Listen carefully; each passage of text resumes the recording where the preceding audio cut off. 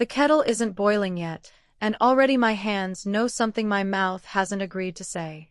Outside, gravel crunches under a horse I recognize by its walk before I even hear it, heavy, unhurried, his. The oil lamp gutters once, throws my shadow long across the floorboards, and I fold a shirt I have already folded twice. I am 28 years old, rehearsing 4 sentences I have never said out loud. What I don't know yet, what no one thought to warn me, is that he already knows. He has known for 3 days. That was the night I finally believed it. But if I start there, you'll misread everything that came before, because before the fear, there was tenderness. So much tenderness that for years I mistook it for the whole marriage, the way you mistake a warm room for a safe one, simply because you cannot feel the draft yet. I was 19 the first time Samuel walked me home from a singing, the two of us saying almost nothing, which in our world was its own kind of conversation. Gelassenheit was the word my mother used, a yielding, a giving over of your own will to something larger. I thought it meant peace. I didn't yet know it could also mean silence, and that the two are not the same thing at all, no matter how similar they sound at 19. The rules of our district weren't written anywhere I could point to, but I knew them the way you know the temperature of a room. No phone in the house. No store-bought print on a dress. These were small things, and I didn't resent them. I want to be honest about that. I liked belonging to something with edges. I just didn't understand yet that edges can also be a fence, and a fence doesn't announce itself as one. Samuel was gentle before he was anything else. He fixed the hinge on my mother's gate without being asked. He built me a shelf for my sewing things the winter we married, sanded it 3 times because the first 2 weren't smooth enough for my hands. I want you to hold that image because it's true, and because what came later doesn't erase it, it just sits beside it, uncomfortably, the way 2 true things often do. The first crack came from a car, of all things. Miriam Esch drove past the produce stand in blue jeans, hair loose, laughing at something I couldn't hear. She'd left 2 years before. I didn't wave. I didn't look away either. I stood there with a basket of tomatoes going warm in my hands and felt something I had no word for yet. Not envy, not judgment, something closer to recognition, like seeing your own face in a window you didn't know was there. I didn't tell Samuel about Miriam. But something in me must have shown because not long after, he started asking why I spent so much time with Katie, my closest friend since childhood, the one person who knew me before I was anyone's wife. He never said, "Don't see her." He said things like, "I worry what she's putting in your head," said it softly, over supper, his hand covering mine. I told myself he was protecting me. I didn't yet have the word for what he was actually doing. There was a day, I'll tell you about it, but not yet, that I've come to think of as the day everything changed. I mention it now only so you know it's coming. Leah, another young wife 2 farms over, used to say something similar about her own husband, in a voice so flat I almost missed the fear underneath it. We didn't compare notes back then. We didn't know we were living the same story with different names. The bread was rising on the sill the afternoon I finally let myself feel it, that ordinary, flowery Tuesday, the horse shifting in the barn, my mother-in-law humming 2 rooms away.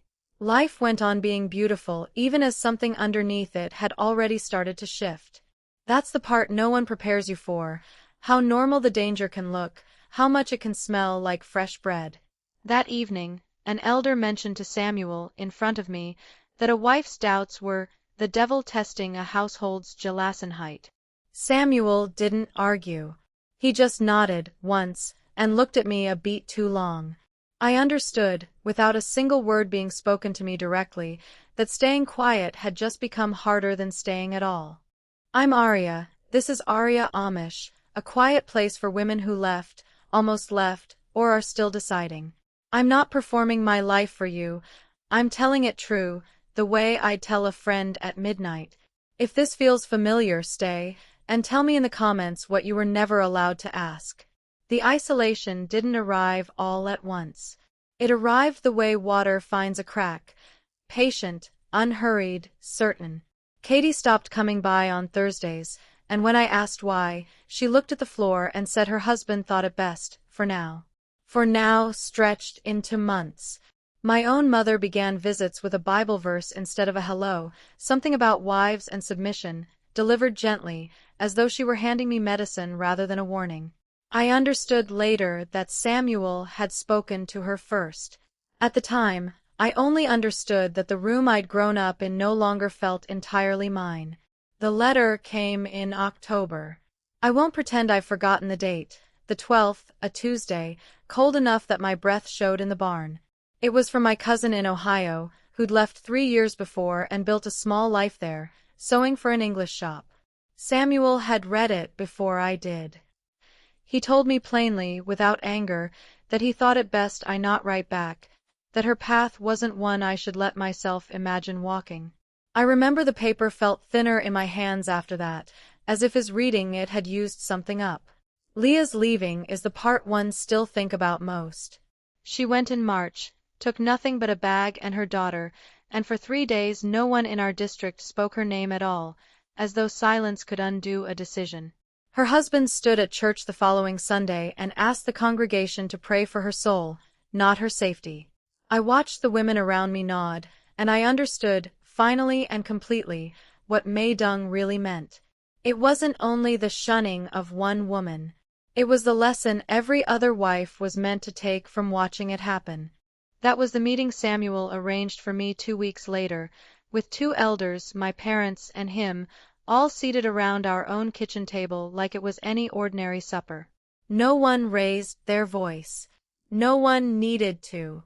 They spoke of Gelassenheit, of my soul, of the daughter I might one day have and what kind of mother she'd need. Isolation had already narrowed who I could call for help. Guilt had already convinced me the doubt itself was sinful. And now the room itself, my own kitchen, had been turned into a small, warm courtroom. That was all of it. Not one blow, but every quiet pressure applied at once, until leaving and drowning felt like the same word. The moment I understood it wasn't an accident happened 3 days later, and it was almost nothing. I found my own letter to Katie, one I'd written but hadn't yet sent, folded back up differently than I'd left it. Not torn. Not hidden badly. Just read and returned, as though he assumed I wouldn't notice or wouldn't mind. I stood in the kitchen a long time, not angry exactly, just very still, understanding for the first time that being loved and being watched had become, in my house, the same thing wearing 2 different faces. I need to say this next part carefully, because both things are true at once. This community gave me my mother's hands in bread dough, the sound of hymns in a room with no instruments, a childhood so safe I never once locked a door. It also gave my husband a language to use against my own doubt, and elders willing to call my questions sin. I don't think Samuel set out to trap me. I believe, even now, that he thought he was saving me, from Miriam's laughter, from Leah's fate, from a world he'd been taught to fear more than he feared losing me slowly, from the inside.